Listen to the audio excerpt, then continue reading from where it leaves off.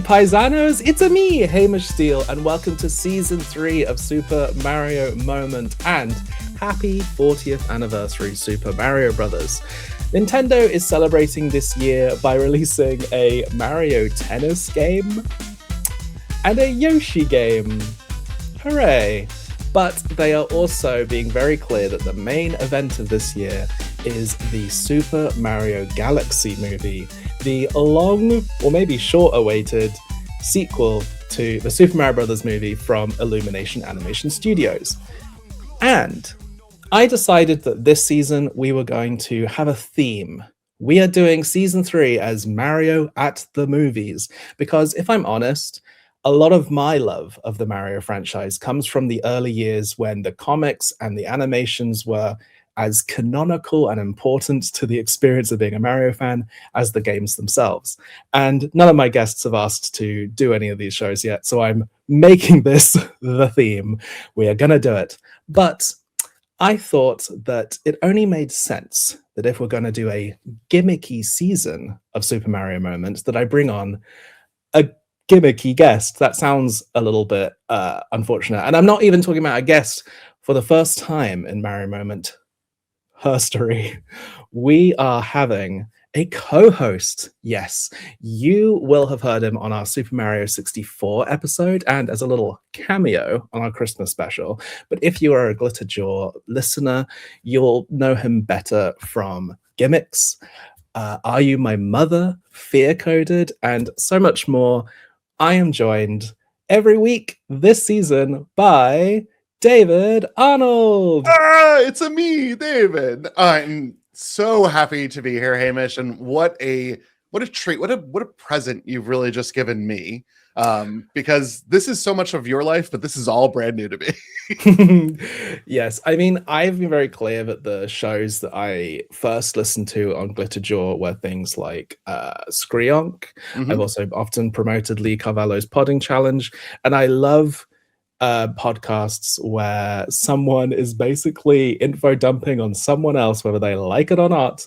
But you're not an alien to Mario. You have Mario history. Can you remind our listeners a little bit about that? Yeah, I mean, I was like the perfect age to have this infused into me as a game. We were an NES household. I played Super Mario Brothers until I got to the point where my poor little hands couldn't grip this death controller to do the dexterity task that the game asked me to do, and couldn't get past level 6. Like the episode where y'all talked about Super Mario 3, I've played so many of these games so often, they live inside of me. And it's funny that I've never really interacted with a lot of the media that we're talking about as a huge TV guy, or I love television, I love animation, I love films. And for some reason, there's this big black hole of knowledge when it comes to Mario related media. And so like, I get to be the dumpy of information while we go through this. I'm so excited. Well, you also mentioned on our Mario 64 episode that you are a game developer. And that is much more your expertise. And I'm personally excited because I've never really explained who I am on this show, but I am an animation TV director, creator, executive. It's funny, me and my boyfriend were once having a meal. It was actually at Pizza Hut. I won't call it a meal, but we were just chatting about the industry, and this woman came up to us and said, are you two TV executives? And we were like, no. And then she walked away, and they were like, wait, we are. You are. You actually are. So yeah, I made an animated show called Dead End Paranormal Park. It's Elon Musk's favorite show of 2023. He tweets about it all the time. And you can watch it on Netflix for the time being before, I don't know, Warner Brothers decides it's not a viable asset. Right. And but no, I'm in animation. I make cartoons, and so I actually feel a lot more comfortable in this corner of the Mario multiverse than maybe when there's some episodes of the show where I haven't got much to say about the development of Wario Land Shake It. But I try my best. That's actually a bad example because that's one of the games that was like hand animated. Anyway, that said, I have told a few people that I'm doing this theme for this season. I think a lot of people are surprised that there's enough Mario adaptations to talk about.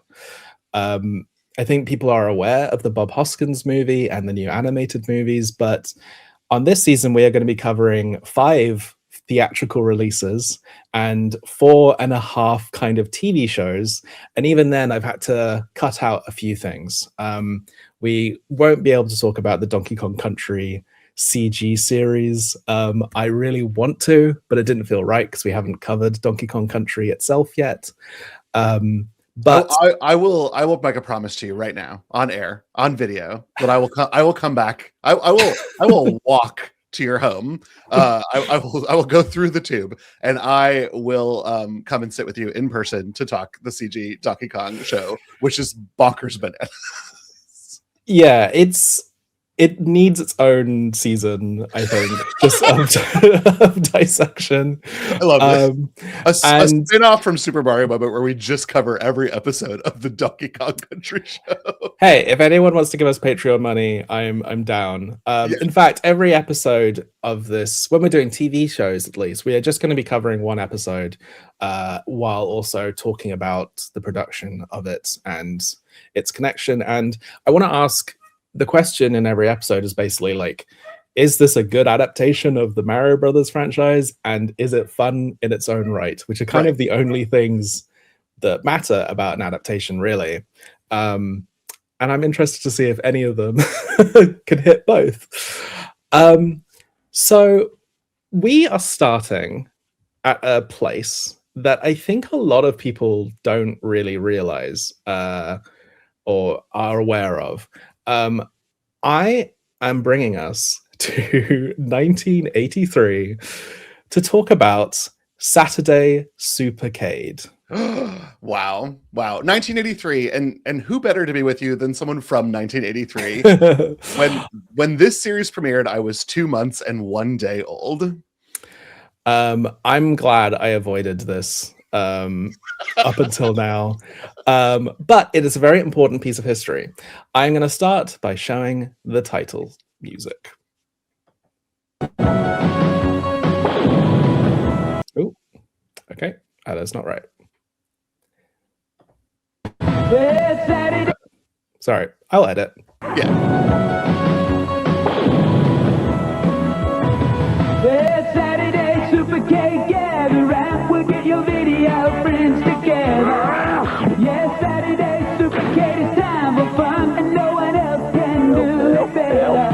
And it feels so right, because it's Supercade time. Let's have the Supercade fun. Yes, it's Supercade time. Let's have some Supercade fun. Come on to Supercade time. Join all the Supercade fun. Yes, it's Supercade time. Let's have some Supercade fun. Come on to Supercade time. Join all the Supercade fun. Let's have some Supercade time. Saturday Supercade. Kind of a bop. Is the problem. Is it's kind of a bop. Yeah, I have been singing it all week long, basically. Me too. Oh my god. It's like the people on the street saying, "Hey, what you listening to? Saturday Supercade theme song." Oh no, I can't admit it. I can't open that can of worms with a stranger. There's no way. My first question to you, David, is prior to asking you to come on the show, had you ever heard of Saturday Supercade? So I had heard of it, mostly in its like infamy. I had never watched an episode. In fact, I don't even think I knew Mario was involved with it. I think I was maybe more aware of the Frogger and Pitfall of it all, just because of the weirdness with Atari and rights and the issues that would like continue to haunt and follow that throughout time. I'm also familiar with it because it's released in 83. And releasing a video game cartoon in 1983 is a little bit like releasing a stock market cartoon in 1929 because everything's about to happen so much in the industry. And so this, and what was the one where it was like Starcade, where they played like games against each other, which was also popular at this time, was like part of the death knell of the industry was this like popular media attention. And so I've seen Saturday Supercade referenced in that, but until being invited to watch it, what a gift. I had never seen one of these episodes before. Well, a lot of people still haven't seen it because this is partially lost media, and we'll get into that later. I'm going to take us back to 1982 first. Excellent. And we need to talk about another show before we can get into Saturday Supercade, and that is actually the first ever adaptation of an arcade game or a video game, and that is the Pac-Man TV series. You're looking fond. Okay, so I do have nostalgia for the Pac-Man TV series, especially because it was then adapted into Pac-Land or Pac-Man 2, Pac-Land or whatever it was. And that was maybe a little bit closer to things that I engaged in. And this reran on like Cartoon Network. So Saturday Supercade, I think, didn't have a lot of lifespan after its airing. But the Pac-Man animated series I have seen quite a bit of. Yes, I'm going to take us back to watch a little bit of that. Oh, yes.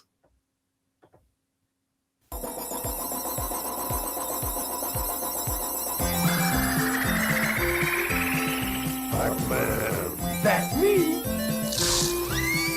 Pac-Man. Oh, I must have those power pellets. Go find me the power pellet bonus.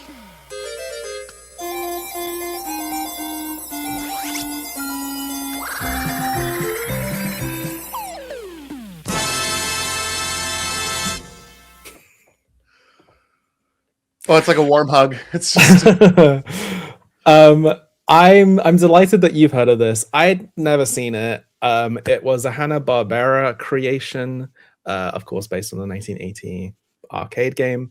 And like I said, this is basically, I think some commercials and things had aired and had animated some arcade characters before, but this is the first time a video game has been given like a narrative and characters and voices, and is considered the first adaptation of a video game, which is kind of bold, I suppose, because obviously what we just saw was not resembling exactly what the arcade game is. So there's a lot of artistic license.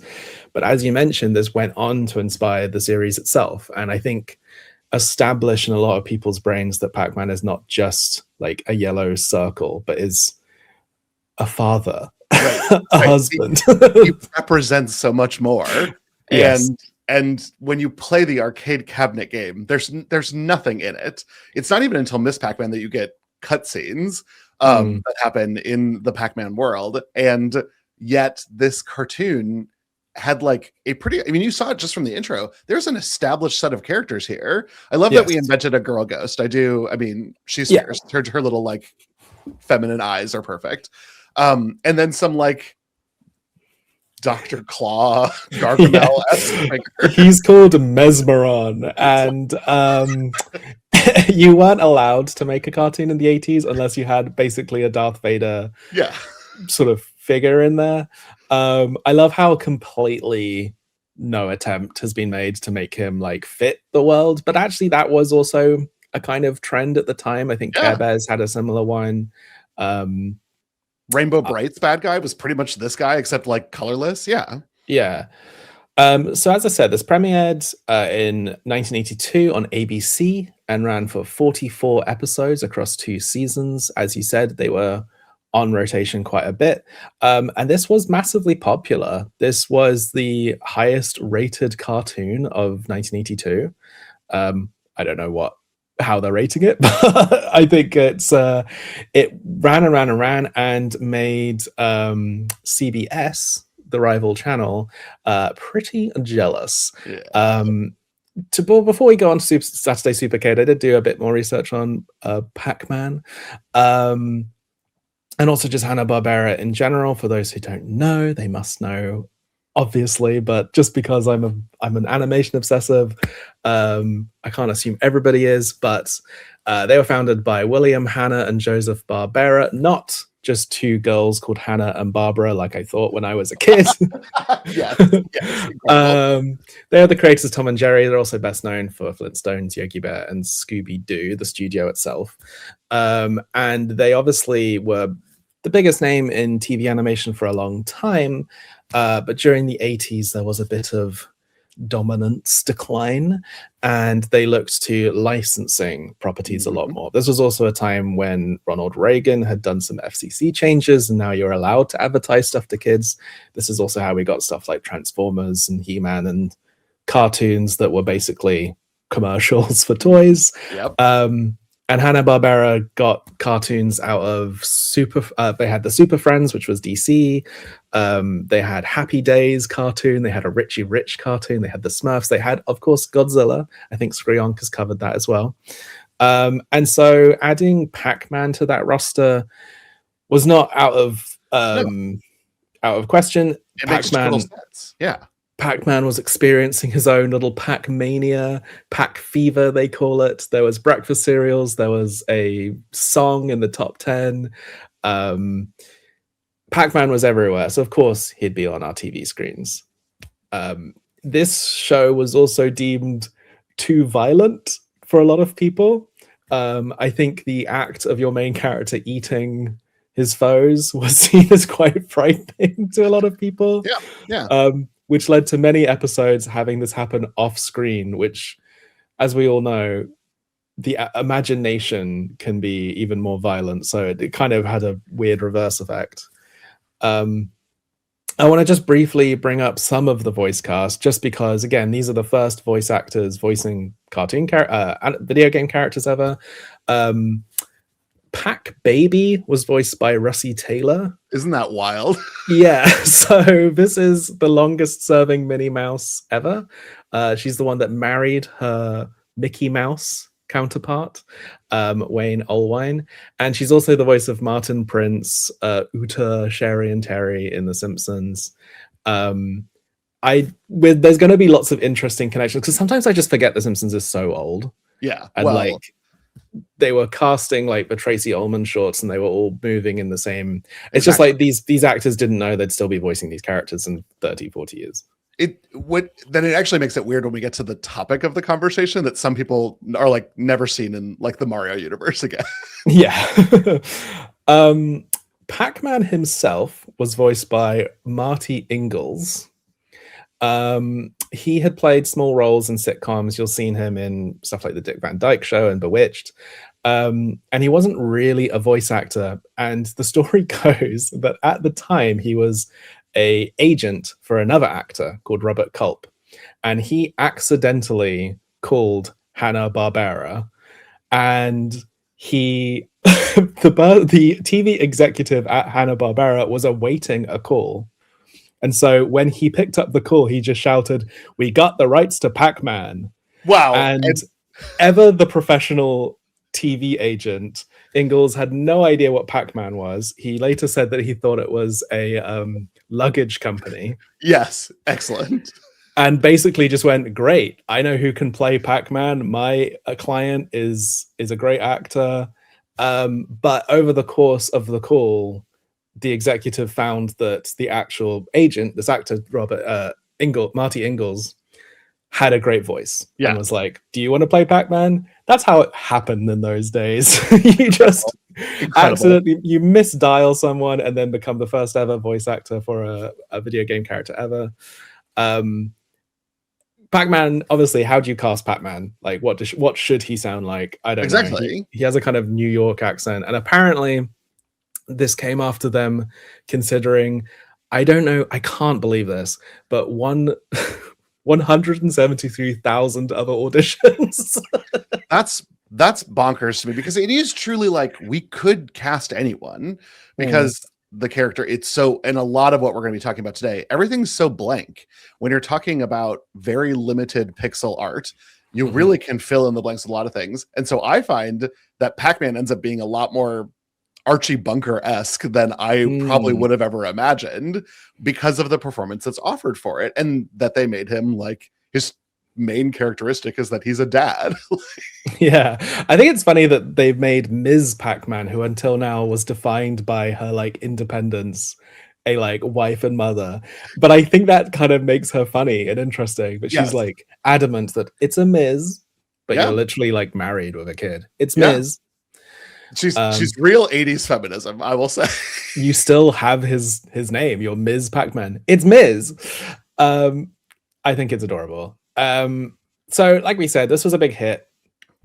CBS wanted to compete on the other channel, and they went by getting the next best thing to Hanna-Barbera, which was Ruby Spears, another quite feminine animation name derived from just two random guys. Truly sounds like the Lost Britney sibling. Yes, I would. Oh, Ruby Spears, come on the podcast. How incredible. Good drag name for an animation. Like... Great drag name. Oh my God, somebody do, because they made some shows. Somebody do like a look of Ruby Spears, and you could sell it. No one would get your drag, but you would be incredible. So Joe Ruby and Ken Spears are the actual creators of Scooby-Doo. They started off as sound designers at Hanna-Barbera and just worked their way up. But after creating Scooby-Doo and it being a big hit, they felt like they couldn't actually go up any further. They weren't being invited to, be huge flying executives. Yep. We know Scooby-Doo started like a cloning factory of repeaters. I think they got a bit sick of that. And they went to found their own company and started securing their own IPs and things and basically do what Hanna-Barbera was doing. They made a Plastic Man TV series, a Mr. T TV series. They were part of the 80s version of Alvin and the Chipmunks. Mm-hmm. And after Saturday Supercade, they stayed in the video game world. They ended up making the Mega Man cartoon series and Dragon Lair. Do you know that? They worked on the Dragon Lair cartoon adaptation of the cartoon arcade game. Yes, which is much worse looking, which is very disappointing. Yes. They also created, it wasn't just video games that they were fans of, they also created Rubik, the Amazing Cube. I'm so glad this came up, Hamish. This is making me so very happy because I have seen an episode of Rubik, the Amazing Cube, and until doing a light background for this conversation, truly had banished this to the lizard part of the brain because there's no need that this is close. And just, if you're not, listen, I know we release this on audio as well. Please look up the cover that we are showing on the video because this is nightmare fuel, like truly and honestly terrifying. I need, how like aesthetics get given names? I need to find out what the aesthetic name is for 80s like ugly troll sort of stuff. And I think like E.T. is kind of Patient Zero. Yeah. And like Yoda, I suppose. But it was everywhere. It's like the trolls were horrible. Like everything is horrible. Like He-Man had like a horrible troll friend, and like nothing is designed to be cute. They're designed to be sort of gnarled. I don't know what it is. You're right. This is given big snarf energy. Like this is incredible. And I mean, it's this show I can't believe got made because the Rubik's Cube doesn't deserve a backstory. And the idea that you've got a like sort of erstwhile companion who will help grant wishes, if I recall correctly, if you solve the Rubik's Cube is wild. Yeah, it's very Hellraiser. It's like yes, it is. It is. This is Hellraiser for children. Now I love it. Now I think it's excellent. This is notable for one other aspect, is that it was the first like American cartoon primetime, I don't know what you call that, but like Saturday morning cartoon to feature like a Latino main character and set of characters and voice cast. Good job, Rubik, the Amazing Cube. I representation matters. Maybe in better television would be great. Would be incredible. So Ruby Spears, obviously no stranger to licensing things, but they had an idea. There was an idea to gather together the most popular video game characters of the era and unite them in one programming block. And that is how we get Saturday Supercade, which, if it wasn't clear already, unites Donkey Kong, and Donkey Kong Jr., the arcade games, with Pitfall, Frogger, Q Bert, Space Ace, and Kangaroo. Yeah. Remember Kangaroo? No, I do not. Nope. I do not. And I know a lot about video games. I will say the popularity of the arcade games they are based on correlates perfectly with which programs are still lost media and which are not. We are lucky that a lot of the Donkey Kong segments still survive. All the Q Bert sections survive because I'll get onto a little bit of what happens with the rights, but basically they licensed all of these games, but once the show sort of ended, all the license holders got their segments back. And so Q Bert, I believe it was Sony, decided to just like release all the Q Bert stuff on DVD. And so for some reason, all the Q Bert stuff is like really high res and like complete. I'll put a little bit of it on screen right now. Their version of adaptation is Let's Make It Happy Days, I suppose. Yeah. It actually looks quite adorable. I mean, I'm not a huge Q Bert fan, and again, I don't know what you do with this world, but we'll get onto that as well because their adaptational choices for a few of these are quite perplexing. Well, and the aesthetic of the Q Bert is very close to the aesthetic of Pac-Man. Yes, and it is probably the more one-to-one looking of the things that we're here to cover. Of the like, oh, we need our own version of Pac-Man. Yes. Now these individual segments would be sort of in rotation. So the episode we're covering today is episode 1, I guess, but like the first programming block. We watched a quite low quality, bloomed out sort of ropey. Sometimes I couldn't even hear what they were saying version, but it felt like the best place to start. It was. It truly was. But our segment didn't have Q Bert. We only had Donkey Kong Jr., and Donkey Kong was always there. He was sort of the most popular and was across both seasons. Donkey Kong Jr. Got swapped out, unresolved plotline for him. But we also got Frogger and Pitfall. Before we start talking about Donkey Kong, do you have a history with any of these arcade games? Yes. I of course played Frogger. I played Pitfall. I played Pitfall as I think it was meant to be played in a computer lab when teachers didn't know what to do with you. And I loved Pitfall. I think Pitfall was one of the things that made me really excited to think about how games worked because it was so much different than anything else I'd ever played. And it wouldn't be until Super Mario Brothers that you really had the same kind of platforming side-scrolling adventure that evoked so much interest of audiences. And it made sense that Pitfall was sort of the lead up to the end of video game, and then Super Mario Brothers is when video games were back. Yeah, I mean, Pitfall, it's funny, like Super Mario Brothers is such a leap forward in many ways, but it's a leap forward from it's not a completely original idea to have an exploration and enemies and all these kinds of things. I think Mario and Nintendo sometimes like perfect things that other people were really trying hard to do just by the fact that they had the most money and the most resources, I suppose. Yeah, well, they won. I mean, the US lost and Japan won. So like that's what happened. Yeah. So let's go through. I think we should talk about the whole thing. Obviously, we might have a bit more to talk about with the Mario adjacent sections, but let's start by looking at their adaptation of Frogger. Wow. What were they thinking? So there's a lot that happens in this segment. I will also say 45 minutes for our children's television program is a wild choice. I know we're going to be covering like actual films, but I was really flagging by Donkey Kong Jr. I took very little of that in. Me too. I was struggling. And this 11-minute segment of Frogger, I was like, oh, is the whole episode just a Frogger segment? And then I checked my watch and I was like, oh no, we're barely there. But like, what is Frogger? Frogger is a game in which you, the player, control a frog and you try to get across a street of traffic. And so then they're like, well, what do we do with these as characters? Oh, they're journalists. Yeah. The stakes of this is that Frogger might lose his job at the Swamp Gazette and he needs to investigate a heist. Yes.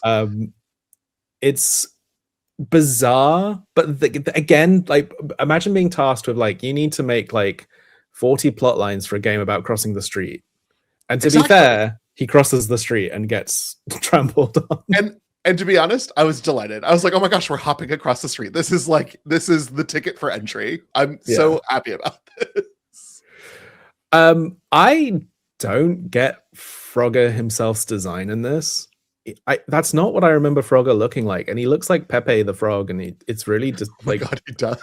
He looks really weird, and also they're so much smaller than I feel they should be. They're like, they should either be smaller and like actual frog size and do full like Chip and Dale, or be bigger, but they're they're like Jellicle cat size. It's really disturbing. Yes, so and because they interact with so many humans, like literal human characters, the proportions always feel so off when they're doing other things, and that becomes awkward to watch. And I think the human animation is not the same as the frog animation. I'm not an animation person, but I think I would describe the human animation as worse if I were to give a declarative. Yeah, I mean, the Scooby-Doo, I mean, it might be more evident if we watch like more episodes, but the kind of Scooby-Doo rule of thumb is that they do like a very highly articulated like walk cycle, which they use frequently, and then everything else is kind of a free-for-all. Like, right. they probably put a lot more effort into animating the main characters because they'll be able to reuse stuff and blah blah blah. But yeah, these human characters, I'll admit something. The mystery plotline in this is clearly very bad and very obvious, but the quality of the rip we were watching was so bad that it never dawned on me that like the villains were like, basically there's like an evil fortune teller and strongman, and we meet them earlier as like society rich people. I think I would have got that if I was actually paying attention, but I didn't. I was blown away. You know what? I'm glad it worked for you. It didn't work for me, but no. I'm really glad it worked for you. And I mean, mystery was what these folks knew. They knew how to write a story that was about sort of mystery and unmasking a person. It makes sense that they're story editors through this creation, that they would lean a little bit on this unmasking in the third act of the 11-minute segment.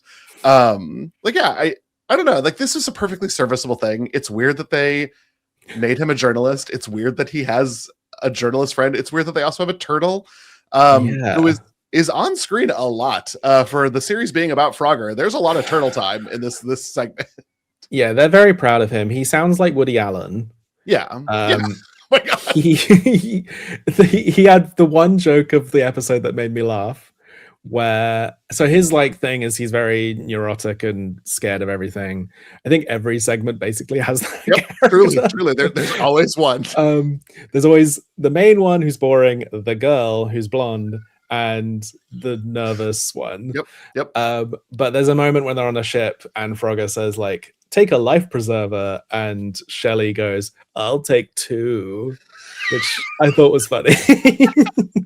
Yeah, I did. I mean, I like this strongman design though. This is doing 80s kids things. I like that. Yeah. Let's go for me.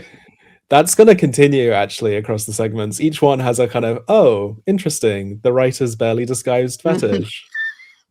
Yep.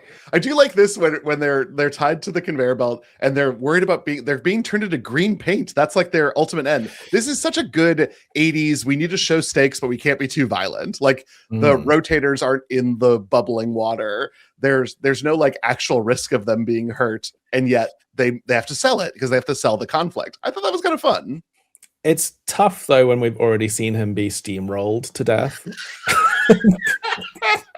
Well, you see, Frogger has 3 lives on the road, Hamish. Okay. That makes sense. Yeah, it's interesting that not more of this is about, like, road safety. Like, he's, like, it's quite an easy character to do something about that. But I think that's kind of interesting is that none of these episodes really have morals. No. Or, like, it's just stupid, like, trash. But I don't mean that completely disparagingly. Like that there's a reason that exists. It doesn't need. I just think I was expecting a little bit more like moral, like this is what we learned today. What we learned today in this is that like you need to go out there and find your own stories and keep your job at the Swamp Gazette. Well, and I think that like ultimately the video game adaptation is that there is no character of Frogger. So this could have been a story about anything. We could, frankly, you could put most of the Scooby-Doo outside of, well, I mean, Shaggy can get steamrolled. Like he has cartoon magic. Fred and Velma don't have. But like otherwise, this is a completely interchangeable story that could go into almost any other characters outside of like, I used my tongue to stop the lever. Yeah. Well, speaking of interchangeable plot lines that could be used for anybody, let's get into the, I think, main discussion point of why we're doing this. And that is that the very first Mario adaptation is in Saturday Supercade, and it's an adaptation of the Donkey Kong arcade game. Yep. What did you think of this? Well, I did not know that Donkey Kong was like a Pokemon before Pokemon were even around, because he does say Donkey Kong a lot. Yes. I was almost creeped out when he said full sentences, because he's introduced just kind of going like, ooh, Donkey Kong. And then later on, he's like, you've captured me, my art. It's like, okay. Like, oh, this is terrifying. I didn't know what to expect going into this. I was very impressed with the Donkey Kong animation. I was left wondering if I'm supposed to root for Donkey Kong or I'm supposed to root for Mario. It's tricky. And I think, to be honest, because there is another segment in this thing based on Donkey Kong Jr., and I think they're reconciling the fact that in the Donkey Kong arcade game, you're Mario trying to get Donkey Kong back. And then the second game really doubles down on like, it's a bit weird that Mario has imprisoned a gorilla. And I think the adaptational choice to be like Mario and Pauline run a circus, Donkey Kong has escaped, but they're not like villains. Right. It's like Donkey Kong is just sort of annoying and cheeky. And I mean, I guess Mario and Pauline are villains, but they're like Team Rocket. We're sort of following them. It's weird. Yeah, they are points of antagonism, but maybe not points of villainy. And I think that's kind of cool to do. But then I think because it's a children's cartoon, you have to then invent these other antagonists, which is these weird trio of Southern caricature. Yeah, I don't think any of these characters come back week to week. Like, I don't think Frogger fights the fortune teller again. But you'll be pleased to know every single one of these characters has a Mario Wiki article. I am pleased to know that. That thrills me. Doesn't say who's voicing half of them. I had to do a little bit of my like secret research into that. But yeah, I here's the thing. This is not good. This is not like enjoyable, blah, blah, blah. But I found this as an adaptation of just the arcade games sort of clever in a way. Of a way to sort of, again, work out what we do with like Mario seems very villainous, but we can't hate him too much. And Donkey Kong is also villainous in some of the games, but we can't hate him too much. It's sort of like actual thought has been put into it. Yeah. Well, and Mario's, he's prone to pratfalls. He's not very good at Team Rocket was such an apt metaphor because you are kind of rooting for Mario, even though you're kind of rooting for Donkey Kong. I think the whole thing ends up working. And per the price of admission for Frogger, at one point in time, Donkey Kong does get Pauline and like climbs up a building. And like, that's great. That's kind of what the arcade is about. He throws some barrels. Mario climbs some ladders. It's got everything that you need from a Donkey Kong thing. It's got a lot of other things that maybe you don't. Okay. I also made note of a few things that this does before they kind of became part of the Mario series. And this is obviously, I'm not saying that Nintendo was like, we should incorporate this. But before Mario Kart, you have Mario like sliding on a banana peel. We have Donkey Kong going after an emerald, which is actually the basis of the Donkey Kong Bonanza DLC. Yep. And actually, I find Pauline and Donkey Kong's relationship in this, again, a kind of bit of reconciling where, like, obviously if Donkey Kong's like kidnapping her constantly, that's hard to root for. But you get the idea that they're a lot closer than Yes. Mario and Donkey Kong are. And I think it does feel a bit closer to Donkey Kong Bonanza in the way they sort of do it now, like where Donkey Kong is not Bowser, he's not a villain, he's just a gorilla. He's just doing gorilla things. Yeah. Yeah. I love her line of like, what happened to the animal trainer animal relationship that we have? And it's just like, you're an animal trainer. Okay, whatever. That's fine. Great. Perfect. Great. Print it. This is It good. gives her something to do. I mean, like, she's not defined by much in the arcade game. And I guess she is the one that trains Donkey Kong, makes a kind of a sense. Yeah. I do find it slightly strange that there is another female character in this short who I can sort of understand the King Kong. It's not great, but like the King Kong, like, ooh, pretty lady. Right. I don't understand why she is horny for Donkey Kong. No, but she is horny for Donkey Kong. Like at first it's like, oh, we'll use you as a ruse, but then she's like into it. Maybe she's method. I don't know what it is, but this little belle of the South she's ape crazy, which is great. He like takes him off screen lovingly and like closes the door, and you're like, what? Yeah. What happened? It's wild. I mean, the whole little trio is kind of, all three of them are kind of they're not just characters of like the general South, but they're also like, they have distinct roles. One of them is like this thieving businessman, one of them is this belle, and one of them is like the muscle. And the cartoon is doing everything it needs to tell me that story. That's fine. Yeah. I want to talk a little bit about the voice acting. Me too, because there was one moment that just thrilled me, Hamish. But this is the first Mario, right? Yes. So I'm not certain if this is literally the first person to voice him, because there's possibilities that there were commercials and Japanese stuff. We are doing a Japanese thing next week, but I'm not certain. But I think who's voicing him is very interesting and worth talking about. Did you know going in? I had no idea. I had no idea about any of this. And the Donkey Kong voice cast also shocked me.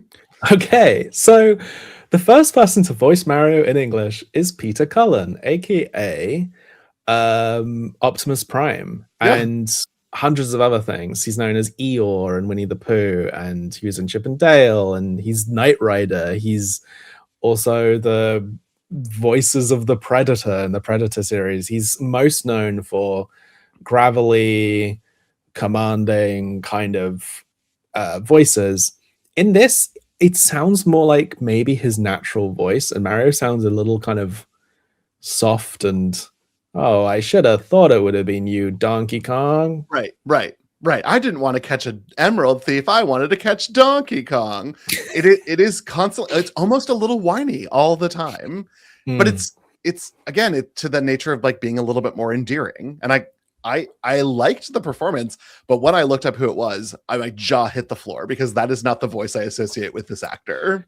No, and we might as well talk about it now, because Donkey Kong Jr. in the final segment is voiced by Frank Welker, aka what's he called? Megatron. No, what's it called? Decepticon. The main Decepticon, yeah. Oh my gosh, why am I also brain farting on this? Is he Megatron? No. Is it Megatron? I think it is. I think you were double guessing yourself, but I think it is Megatron. Transformers wasn't my world. But the fact that, you know, these arch rivals of animation play Mario and Donkey Kong Jr., who at least in the games were kind of arch enemies, is kind of funny. Well, and it's not that I mean, Frank Welker was everywhere, so fine. But like, it's weird for him to show up here. I don't know why, because he shows up everywhere. But I was like, what? I was shocked that you played Donkey Kong Jr. It just doesn't. It seems beneath you. I hate to say that, but like, it doesn't seem worthy of Frank Welker. Yeah, I mean, for those who don't know, he's not just Megatron. He's done truly everything. Like, if you've ever heard an animal sound in anything, it was probably him. Yeah. He is obviously also known in animation for being Fred from Scooby-Doo, and still is. He's one of those kind of like long-running, always sound kind of young guys. but yeah, he's done everything. If we're talking, I like to sometimes make connections to other Glitterjaw shows. So in terms of Spider-Man, I think he's voiced Iceman in the like Amazing Nice. Friends segments, but he's also been Darkseid, and he's the Martians in Mars Attacks, which was my favorite little nugget. I like this little sentence from both of their Wikipedia pages, which is this is from Welker's one. He is a good friend of his longtime Transformers co-star and fellow voice actor Peter Cullen, in contrast to the rivalry of the respective characters. Incredible. Which is good to know, Wikipedia. I'm so so well pleased. done. So I love the public. Well done, everyone, for making that sentence happen. You seemed excited to find out who played Donkey Kong. I did not know who this person was. Soupy Sales, yeah. Okay, so probably best known for either the 50s TV program that he did with puppets, kind of Howdy Doody-esque, or he was a drive time radio personality between Imus and Stern. So like sort of radio royalty. My favorite thing about Soupy Sales is that he had to host something in the early 60s, maybe 62, 63 New Year's Eve, like extravaganza. And he was so pissed about having to work it that he said on air, "Children, go into your parents' wallets, take out their money and send it to me." And like hundreds of children did that very thing. And I love that. I love that. That's very funny. I did look up the other voice actors in this. They haven't done a huge amount. Pauline's voiced by Judy Strangus or Strangus. She's best known for Room 222 and Electra Woman and Dyna Girl. And should we mention Bones Bailey? Can we please? I mean, I need to just talk about Bones when we get there, because let's talk about the voice cast, but then we got to talk about the character, because why? Bart Braverman, similarly, he's been in a few things. A lot of these were kind of, if you look at their CV or whatever, IMDb, they often just appear in like one episode of MASH and one episode of Happy Days, and so he's one of them. I couldn't find anything else in terms of animation that was significant for either Pauline or Bones. Let's talk about Bones. For some bizarre reason, we will get to Pitfall, don't worry, but Donkey Kong Jr. is interesting in the sense that it's set in the same world as Donkey Kong. Right. Like, Donkey Kong's on the run, Mario and Pauline are chasing him in their segment, and then in the Donkey Kong Jr. segment, he's like, "Where's my dad? I have to go find my dad." Yeah. I'm gonna join up with like a 1950s greaser and ride pillion with him. And I need everyone to know that this just happens in the opening credits. You have Donkey Kong Jr. be like, "Oh no, my dad is missing." This is all told visually. Then he like turns the corner and there's a biker sitting there who's like, "I'll help you." It makes no sense. And then you get Monkey Muscle, and then you're into the episode. And this is the most scrappy do-ass thing that has ever happened. It's funny to launch your new series by hitting the Scrappy Doo button in episode 1. It's like, yeah, Donkey Kong needs an annoying sidekick. But the thing is, okay, just spoilers. Donkey Kong Jr. never finds his dad. This segment was discontinued before he ever found out. I don't think Donkey Kong ever mentions having a son. It's odd. And as we know, Donkey Kong Jr. went on to like sort of be phased out in Mario as a whole. So right. But he had his time in the sun. Like, okay, so the arcade was popular. He taught children math later. That was he got in one Mario Kart game. Yeah, exactly. But there's no Donkey Kong Jr. today. Like not like didn't even show up in Bonanza as like a cute little reference or anything. And I think we're just done with him, which is fine. Yeah, I mean, I'm sure there's someone listening screaming that Donkey Kong Jr. is modern Donkey Kong, blah, blah, blah. But like, there is no one running around in a vest top with a big J on it. Right. I do imagine he probably showed up in Smash Brothers as one of those like collectible trophy things in like Melee or whatever. Because like literally anybody who Nintendo ever touched had one of those little trophies. Yeah, and he was in Mario Kart Tour, the mobile game, but as his sprite from Mario, which I thought was very funny, but it was almost like we're confirming we remember him, but he is dead. Like, Yeah. there is no modern design for this Yeah. man. Yeah, he's not here anymore. We mentioned earlier that there's a lot for bears and bear appreciators to enjoy in these segments. We've just watched Donkey Kong Jr. sneak into some kind of men's only bar and remove someone's jeans with his feet. Yeah. It's very odd. And as you mentioned earlier, every segment has one for the fellas. We didn't mention it, but Donkey Kong looks very cute in like a little sailor top at the start of the previous segment. Yes, his Barrett Wallace. I look like a bear in a marshmallow. Like, truly incredibly selling this sailor outfit at the top of the episode. That is the screen cap I got. I was a little disappointed when he removed it, but I liked the Donkey Kong design fine. And I do like all of the flips and stuff that they had the Donkey Kong character do. So that was oh my god, he's so cute. He's so cute in clothes. Keep him in clothes. Yeah, I mean, I do like his animation, but he's so off model to the point where I don't think there is a model. No. I found this, which I think is the character like turnarounds. I don't think there's any official like concept art of him from any other side. I think they were given that image and told to animate and like figure it out. And also he's a gorilla, so like have him flip around. Like, this is the most, I mean, for the early 80s, like this is a very 3D realized character because of all the things they have him doing. Mario gets like 3/4, maybe a profile here or there. He's not animated very dynamically the way Donkey Kong is. No, I thought Mario was kind of cute. Like, I love the little mustache and overalls and stuff, but it's hard to ignore that he's trying to imprison a gorilla.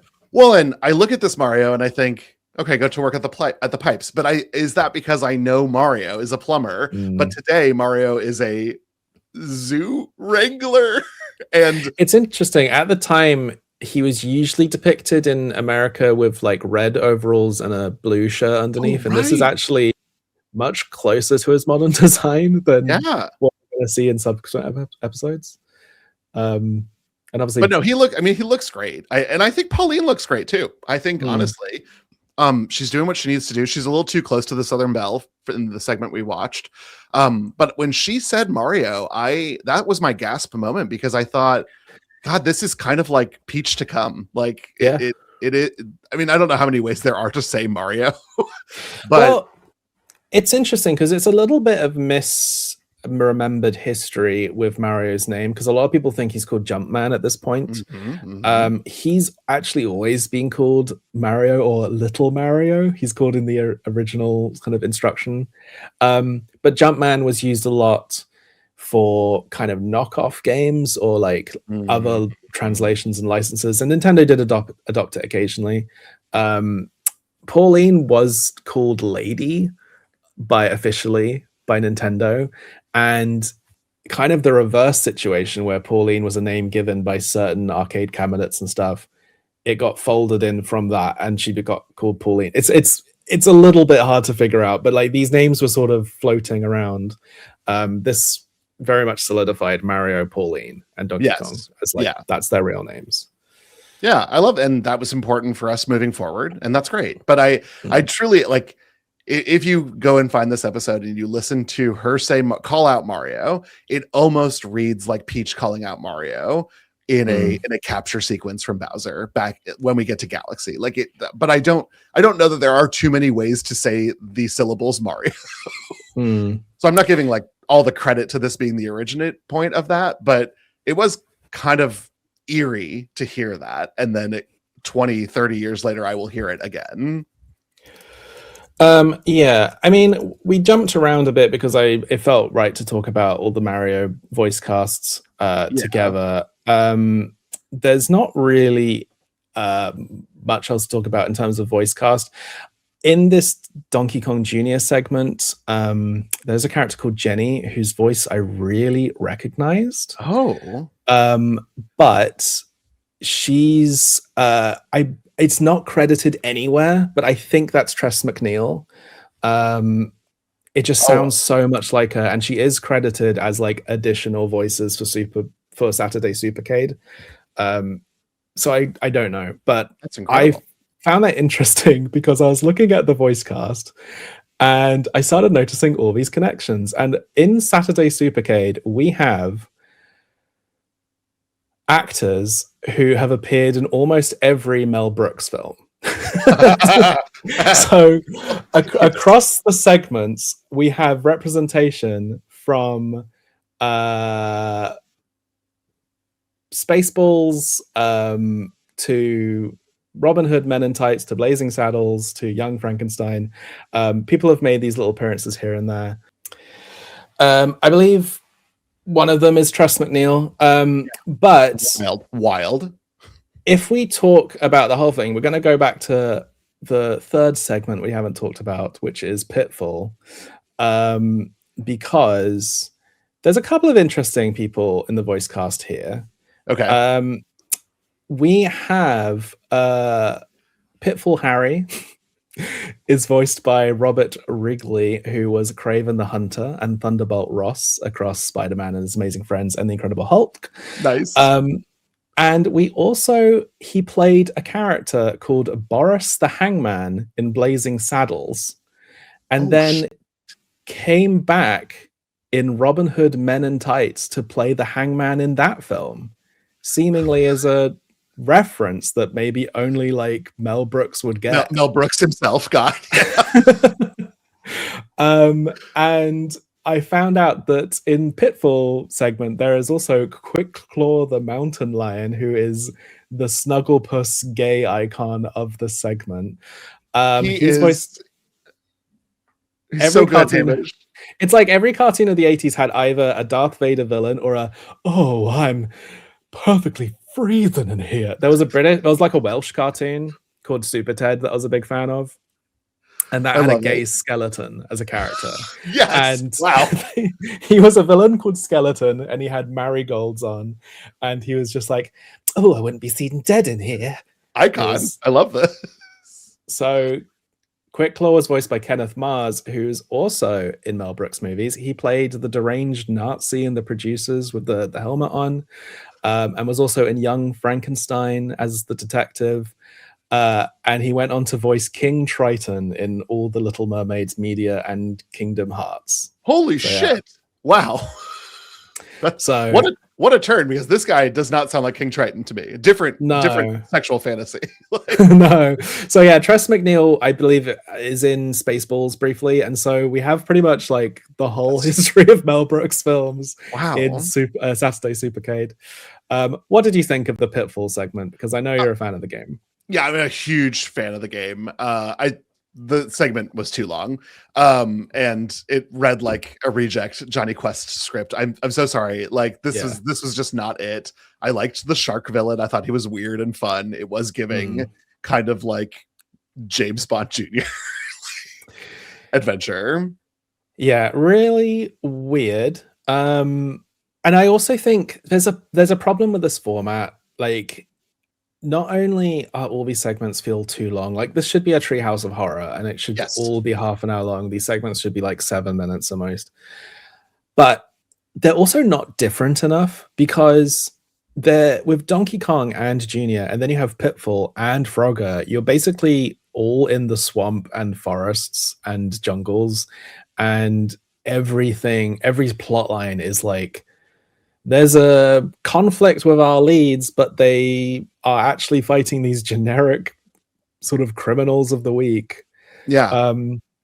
I don't know if future episodes with Q Bert and Space Ace and things would maybe liven things up a bit.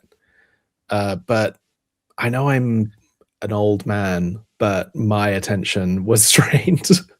No, and again, like, there's nothing you can do with Pitfall. Pitfall is the biggest thing that we got from Pitfall was the idea that, like, rather than you, a designer, designing how the background looked, you have the computer draw it for you based on math, which saved a tremendous amount of disk space. And it's why Pitfall feels like such a big game, why in 1982 it felt like such a big game. Because you were really doing things that we would now think of as procedural generation. And that's what's so important about it. But there's no character to Pitfall Harry. It's not until Pitfall 2 that you get some of the characterization, and then Hamish, it comes from this cartoon. Yep. Rhonda and Quick Claw themselves make it into Pitfall, which I think is very sweet and very Pac-Man. Yes. This is the Pac-Man successor, truly and honestly, because it is the weird, what do we do with this arcade cabinet concept? Donkey Kong and Mario have antagonism that's built into their relationship. Pitfall Harry's enemy is like a scorpion. Yes. And gravity. It's interesting though, because I do think Pitfall's probably the easiest to turn into like an adventure series. Like I sort of get it. It's just, this was when I was really struggling to keep my focus on this. I knew I'm watching it for a podcast. I need to do notes, but when I'm just like writing another segment of notes, like not very funny. Yeah. I didn't get a lot of laughs out of this. Like I said, some cute. We got the shark up on screen right now. Yeah. Like he had a fun character design. I like villains from the 80s, so like that made sense. But gosh, it just takes so long. And you're right. I didn't think about the underwater of it all, but wow, this is a boring environment. Just not fun to watch. So that's Saturday Supercade. I wanted to talk a little bit about a few other elements of it. I did end up watching a few more episodes, mostly because I was just browsing the Mario Wiki and I found a few things interesting. There's an segment of the Donkey Kong show called Greenhouse Gorilla, which adapts Donkey Kong 3. Oh, including Stanley the Bugman. Wow. So Stanley is even more of a Donkey Kong Jr. He's like never shown up again. He has one trophy in Smash Bros. Melee, but he is the protagonist of Donkey Kong 3 and has always been this like strange, is he like related to Mario? Is he not? It's just, why wasn't he Mario? It's like a weird thing. But he made it into the cartoon series, so I thought that was interesting to note. That's incredible. I love that. But the other main thing to talk about is just the legal issues. Yeah. So every segment returns to its rights holders. And so I struggle to say that this is like true lost media. No one quite knows if it is. I'm a Doctor Who fan, and some of those episodes are like gone. Like the BBC do not exist. Anymore. Yeah. We don't know if like Nintendo has these in a vault somewhere. I kind of can't believe they would, and I also can't believe why they would get rid of them. I don't really know. It's so there's quite a few episodes that are missing.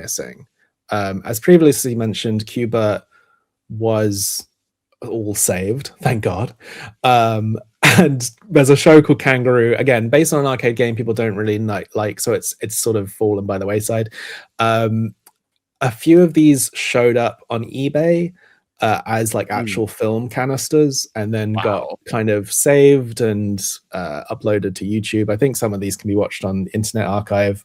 Nintendo is not trying to like shut down people watching these. But the one kind of interesting element, and this is an old story to a lot of Nintendo fans, they know this story, but for a brief period of time, Universal claimed to own the Donkey Kong segments. Right. And this is all about the 1982 lawsuit. Are you aware of the story?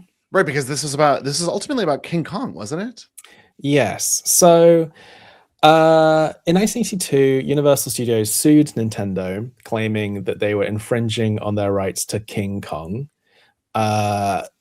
The person hired to defend Nintendo was a man called John Kirby. He won the case for them by basically proving that Universal Studios didn't own the rights and that they were actually infringing on RKO's rights. And Universal had to pay Nintendo $1.8 million in legal fees. And basically one of the things I remember reading is that they showed the amount of like places already using Kong to like advertise stuff, especially in like New York. There's hundreds of like pizza places, blah blah blah.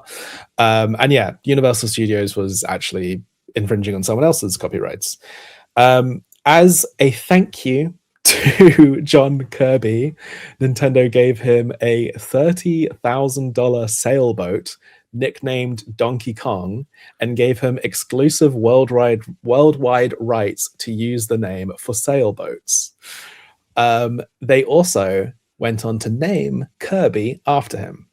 This part of the story, I did remember that Kirby's namesake was the lawyer who defended the Kong lawsuit, but I had no idea about. So he could just have a fleet of sailboats named the Donkey Kong. Yeah, sailboats. Donkey Kong's famous like favorite thing. It's like we could have given you a year's supply of bananas. Hey, listen, there was that seaside level in Bonanza and there were no sailboats, and that's probably because they would have had to Nintendo don't have the rights. Yeah, they keep on wanting to release Super Mario sailboating, but they can't. Obviously it's ironic, I suppose, that now Universal and Nintendo are working together on the Mario movies and the theme park, so clearly all hatchets have been buried.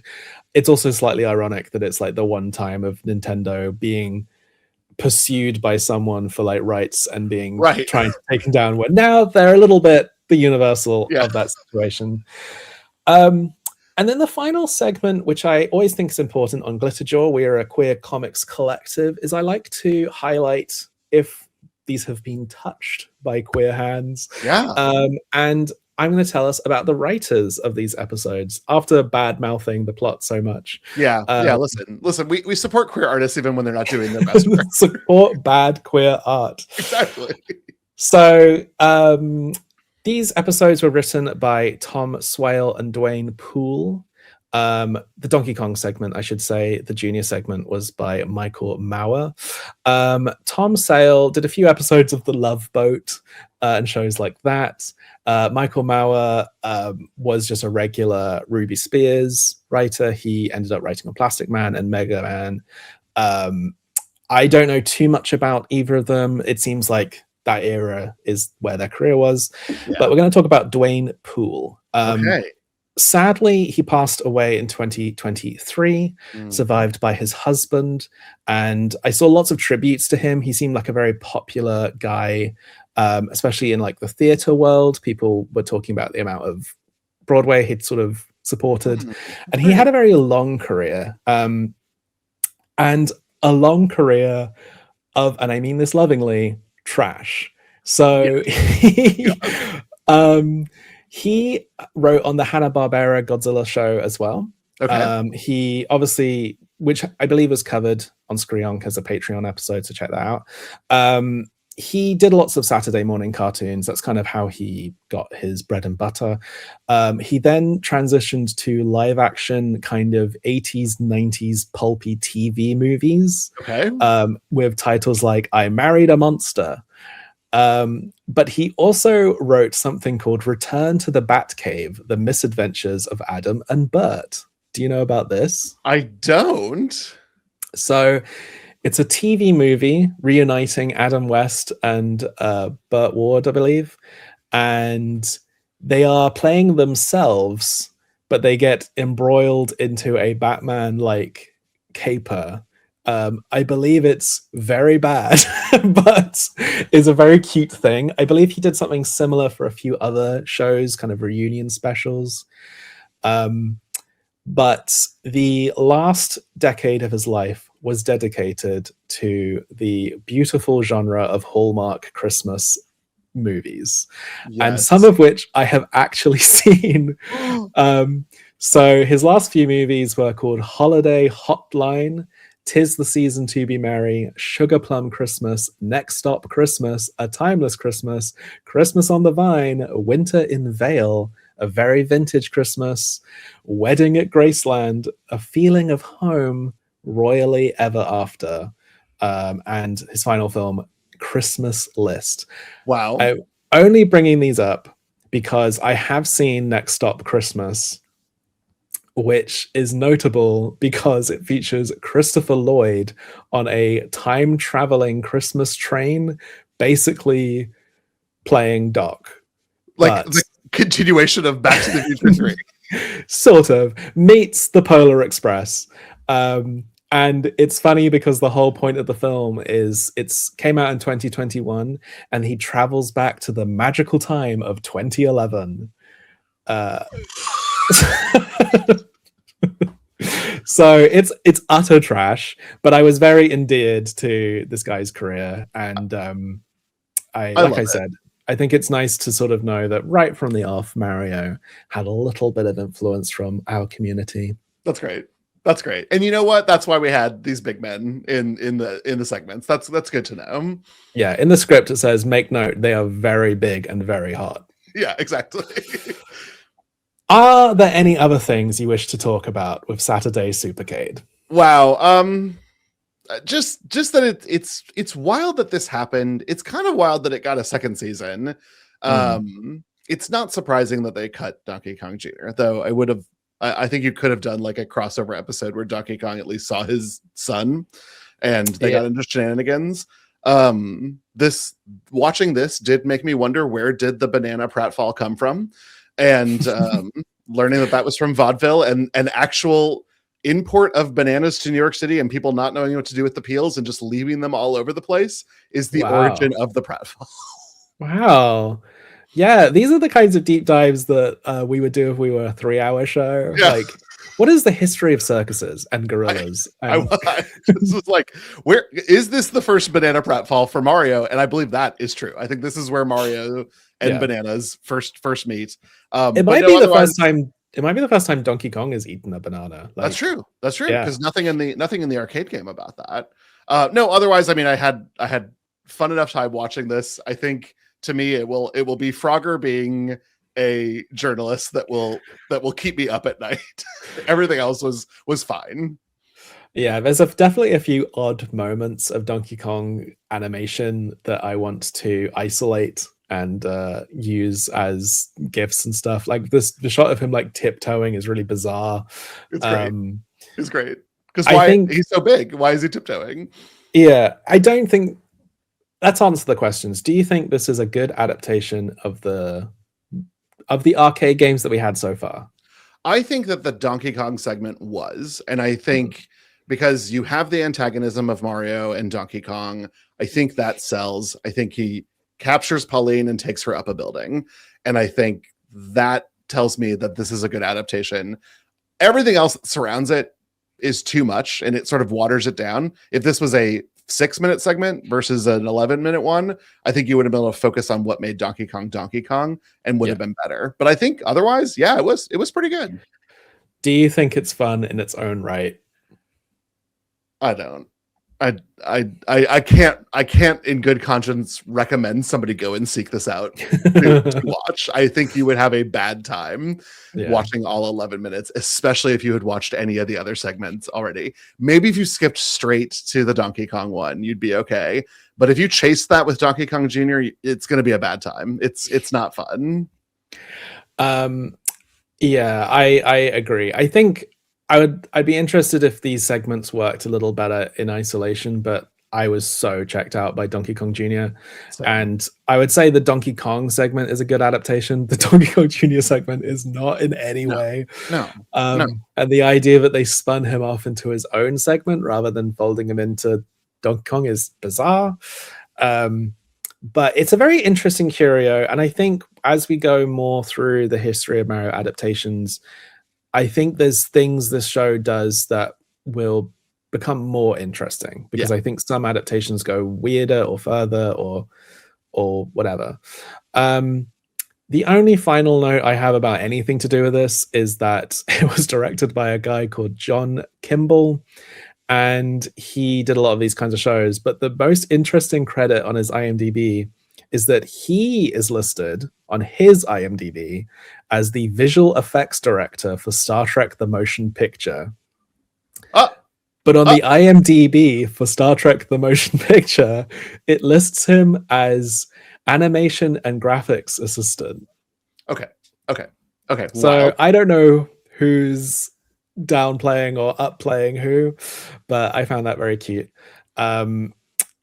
That's Saturday Supercade. I had a good time. I definitely had a good time talking about it with you. Yeah. And I hope I had a good time listening. I do have a fun bookend for the season, just because Ooh. of the topic of one of the things that we covered today, Pitfall.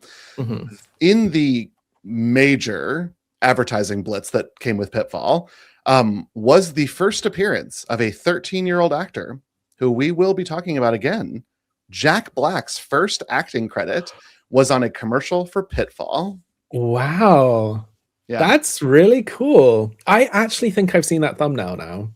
Possibly. I couldn't find the commercial. I was going to send it to you, but I couldn't find it anywhere. I feel like I've seen this. Is so weird as well, because for some bizarre reason, when I was doing D&D the other week, we started like riffing and having this whole joke and chat about, it was because of the new Anaconda movie, of Jack Black movies where he's in the jungle.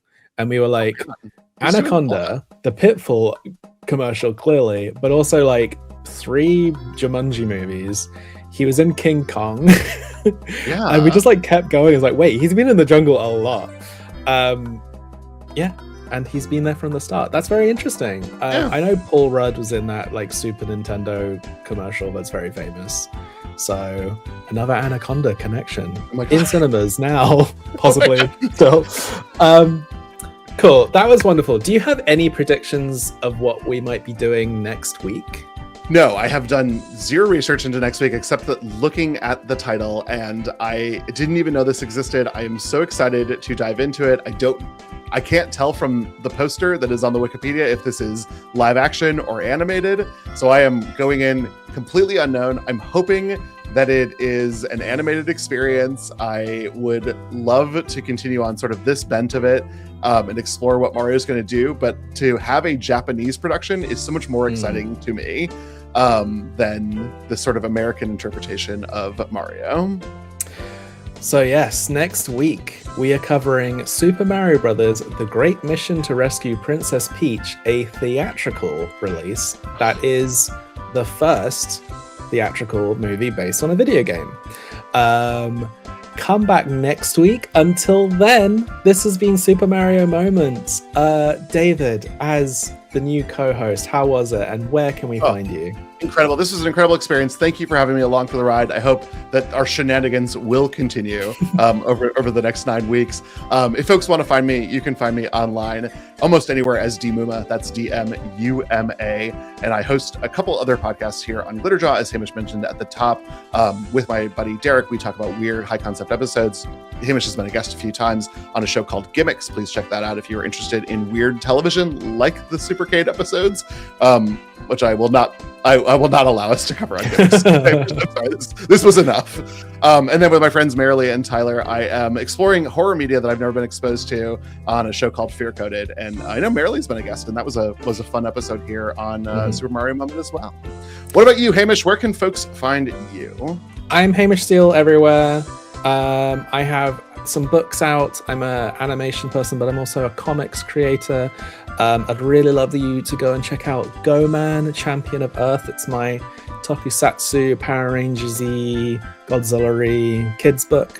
I also have a show called Dead End Paranormal Park on Netflix. And that's where you can find me. And Super Mario Moment is available wherever you get your podcasts and on YouTube. You can find out more information at glitterjaw.com, because we are a proud member of the Glitterjaw Queer Podcasting Collective. There's loads of other shows about strange animation and video games there. I've been Hamish. I've been David. And until next time, so long, Gay Bowser!